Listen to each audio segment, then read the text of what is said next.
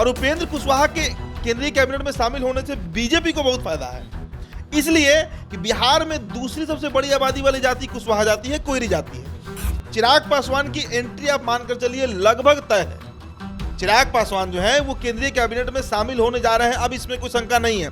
सबसे पहला नाम जो केंद्रीय कैबिनेट में इस बार शामिल हो सकता है वो महाराष्ट्र के डिप्टी सीएम देवेंद्र फडणवीस है। मतलब बीजेपी अब वैसे नेताओं को चुनकर केंद्रीय कैबिनेट में भेज रहा है 2024 लोकसभा चुनाव को ध्यान में रखते हुए। चाहे बिहार में आप उपेंद्र कुशवाहा की बात कर लीजिए, चिराग पासवान की बात कर लीजिए, पंजाब में हरसिमरत कौर की बात कर लीजिए, महाराष्ट्र में प्रफुल्ल पटेल की बात कर लीजिए, कोई बीजेपी का नहीं है, लेकिन सभी के सभी अब मंत्री बनने जा रहे हैं। तो प्रफुल्ल पटेल जो कल एनडीए में शामिल हुए हैं शरद पवार की पार्टी से, एनसीपी से, वो भी उनके भी केंद्र में मंत्री बनने की चर्चा बहुत जोर पे है। हरसिमरत कौर अकाली दल को पंजाब में अभी बीजेपी के साथ नहीं है, लेकिन अब बीजेपी के साथ आ रही है और उसी के परिणाम स्वरूप हरसिमरत कौर जो है वो अब केंद्रीय कैबिनेट में जगह पा सकती है। पंजाब से अकाली दल से हरसिमरत कौर, प्रफुल्ल पटेल, एकनाथ शिंदे गुट से कोई आएगा, बिहार में उपेंद्र कुशवाहा, चिराग पासवान, इस तरह के जो नेता हैं इनको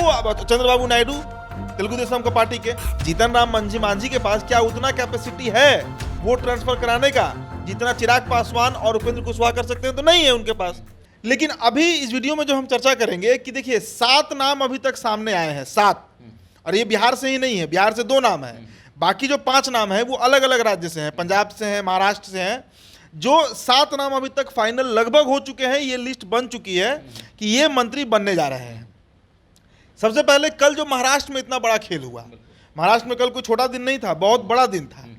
महाराष्ट्र में शरद पवार की पार्टी ना सिर्फ टूटी है बल्कि आप कहिए कि पार्टी अब लगभग खत्म हो गई है, क्योंकि 54 विधायक हैं ही, उसमें 40 विधायक अगर जाकर शिंदे सरकार को सपोर्ट कर दिए, मतलब 14 बचे हैं उनके पास। तो पार्टी के सिंबल की अगर बात कीजिए तो वो भी अब अजित पवार को ही मिलेगा।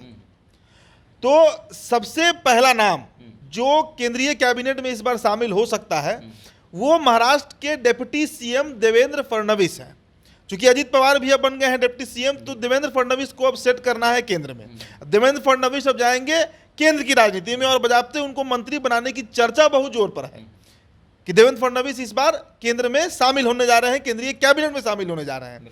अब दूसरा नाम अगर आप पूछिएगा तो दूसरा नाम शरद पवार की ही पार्टी, एनसीपी की ही पार्टी के पूर्व नेता रहे प्रफुल्ल पटेल, जो सांसद हैं। अब कल वो जाकर जो ये है आपको एनडीए अलायंस जो है महाराष्ट्र में, उसमें शामिल हो गए हैं। तो प्रफुल्ल पटेल जो कल एनडीए में शामिल हुए हैं शरद पवार की पार्टी से, एनसीपी से, वो भी उनके भी केंद्र में मंत्री बनने की चर्चा बहुत जोर पे है। मतलब वैसे नेता देवेंद्र फडणवीस को इसलिए बनाया जाएगा क्योंकि उन्होंने सारा जो ये चक्रव्यूह रचा गया है उसमें सबसे शीर्ष नेता देवेंद्र फडणवीस रहे हैं और प्रफुल्ल पटेल मदद किए हैं शरद पवार की पार्टी तोड़ने में, इसलिए प्रफुल्ल पटेल को भी गिफ्ट के तौर पर केंद्रीय कैबिनेट में जगह मिल सकता है, सांसद वो हैं भी। अब तीसरा नाम अगर आप बात कीजिए तो बिहार से हैं, हम इस पर कई वीडियो कर चुके हैं, चिराग पासवान। चिराग पासवान की एंट्री आप मानकर चलिए लगभग तय है। चिराग पासवान जो है वो केंद्रीय कैबिनेट में शामिल होने जा रहे हैं, अब इसमें कोई शंका नहीं है। मैंने आज से 3 दिन पहले वीडियो किया था कि मंगलवार तक लिस्ट बन जाएगी। आज सोमवार है, कल मंगलवार देखिए, कल तक सारा सूची सामने आ जाएगा। और बिहार से चिराग पासवान का कद अब बड़ा होने जा रहा है और चिराग पासवान को मिलना भी चाहिए, क्योंकि चिराग पासवान की क्रेडिबिलिटी की बात नहीं है, सबसे बड़ा बात होता है वफादारी। तो नरेंद्र मोदी के खिलाफ कम से कम चिराग पासवान आज तक नहीं गए हैं। 1-2 नीति के खिलाफ इन्होंने बयान दिया है, लेकिन पर्सनली इन्होंने आज तक नरेंद्र मोदी पे अटैक नहीं किया है। और दूसरा चीज, शुरू से एनडीए से बाहर रहकर भी एनडीए के तौर पर ही इन्होंने काम किया है और सबसे बड़े जो दुश्मन है एनडीए के बिहार में, यानी नीतीश कुमार, उनके खिलाफ लगातार 2.5-3 साल से बोल रहे हैं। 2020 में जेडीयू को तीसरे नंबर की पार्टी बनाने वाला चिराग पासवान ही है। तो चिराग पासवान को केंद्रीय कैबिनेट में जगह मिलने जा रहा है, सूची तैयार हो चुकी है। अब चौथा नाम जो है वो थोड़ा आपको चौंकाएगा, जो 4th नेम है, चौथा नाम उपेंद्र कुशवाहा। उपेंद्र कुशवाहा केंद्रीय कैबिनेट में शामिल होने जा रहे हैं। खबर थोड़ा चौंकाने वाला है, लेकिन ये पक्का है ये खबर। और देखिए ये होना भी था। उपेंद्र कुशवाहा ने जिस दिन जदयू छोड़ा था, अपनी पार्टी बनाई थी और जाकर दिल्ली में अमित शाह से मुलाकात किए थे, ये लगभग तय हो गया था कि वो एनडीए के हिस्सा है। और उपेंद्र कुशवाहा के केंद्रीय कैबिनेट में शामिल होने से बीजेपी को बहुत फायदा है, इसलिए कि बिहार में दूसरी सबसे बड़ी आबादी वाली जाति कुशवाहा जाति है, कोयरी जाति है। उनका वोट बहुत मायने रखता है, हालांकि वो रहे हैं ट्रेडिशनली एनडीए के वोटर, लेकिन नीतीश कुमार से उनका जो एक अटैचमेंट था उसको तोड़ने का काम उपेंद्र कुशवाहा करेंगे इस बार। और उपेंद्र कुशवाहा का बिहार के हर लोकसभा में 40-50 हजार अपना वोट है जो उनके चेहरे पर गिरता है। 2020 का विधानसभा चुनाव इसकी बानगी रहा। तो उपेंद्र कुशवाहा भी राज्यसभा के मार्फत केंद्र में जाएंगे और केंद्रीय कैबिनेट मंत्री भी बनेंगे। बिहार से ये दो नाम है, चिराग पासवान और उपेंद्र कुशवाहा, जो केंद्र में मंत्री बनने जा रहे हैं। अब आइए आप पांचवा नाम पर, हरसिमरत कौर। अकाली दल को पंजाब में अभी बीजेपी के साथ नहीं है, लेकिन अब बीजेपी के साथ आ रही है और उसी के परिणाम स्वरूप हरसिमरत कौर जो है वो अब केंद्रीय कैबिनेट में जगह पा सकती है। मतलब बीजेपी अब वैसे वैसे नेताओं को चुनकर केंद्रीय कैबिनेट में भेज रहा है 2024 लोकसभा चुनाव को ध्यान में रखते हुए।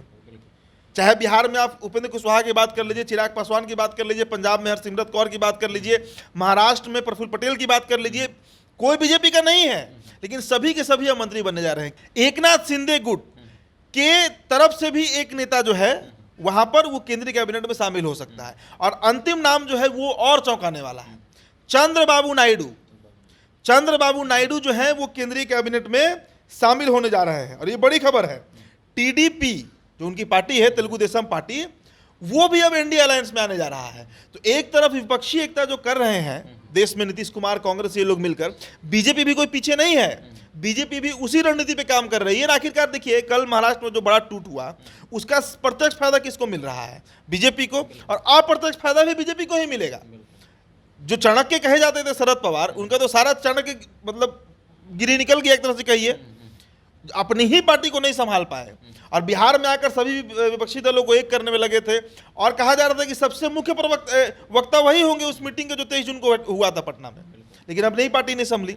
तो वैसे वैसे नेता, पंजाब से अकाली दल से हरसिमरत कौर, प्रफुल्ल पटेल, एकनाथ शिंदे गुट से कोई आएगा, बिहार में उपेंद्र कुशवाहा, चिराग पासवान, इस तरह के जो नेता हैं इनको, चंद्रबाबू नायडू तेलुगु देशम का पार्टी के, ये 7 चेहरे ऐसे हैं जिनका नाम लगभग फाइनल कर दिया गया है कि ये केंद्रीय कैबिनेट में शामिल होने जा रहे हैं। इसमें कहीं कोई बट नहीं। अच्छा, इन लोगों की एंट्री हो रही है, विकेट किनका गिरने वाला है? देखिए, विकेट तो कई नेताओं का गिरेगा इस बार। बिहार में अगर आप पूछिए तो बिहार में तो गिरिराज सिंह हो सकता है कैबिनेट से बाहर हो जाए, अश्विनी चौबे कैबिनेट से बाहर हो जाए, आरके सिंह तो कैबिनेट में है भी नहीं। इनके अलावा और भी कई नाम हो सकते हैं, लेकिन जिनके जाने की चर्चा है, जिनकी कैबिनेट में जगह मिलने की चर्चा है, वो यही नेता है। 7 चेहरे तो अभी तक सामने आए हैं। इनके अलावा मध्य प्रदेश से भी कुछ ऐसे लोग होंगे, कुछ ऐसे सांसद होंगे या कुछ ऐसे नेता होंगे बड़े जो केंद्रीय कैबिनेट में शामिल हो सकते हैं। राजस्थान से भी हो सकते हैं। ये तो हमने 2-3 स्टेट का बात किया, पंजाब का, महाराष्ट्र का, बिहार का और टीडीपी का, तेलुगु देशम पार्टी का। लेकिन इनके अलावा भी और भी कुछ नेता होंगे महाराष्ट्र, यहाँ से, एमपी से, राजस्थान से, जो केंद्रीय कैबिनेट में शामिल हो सकते हैं।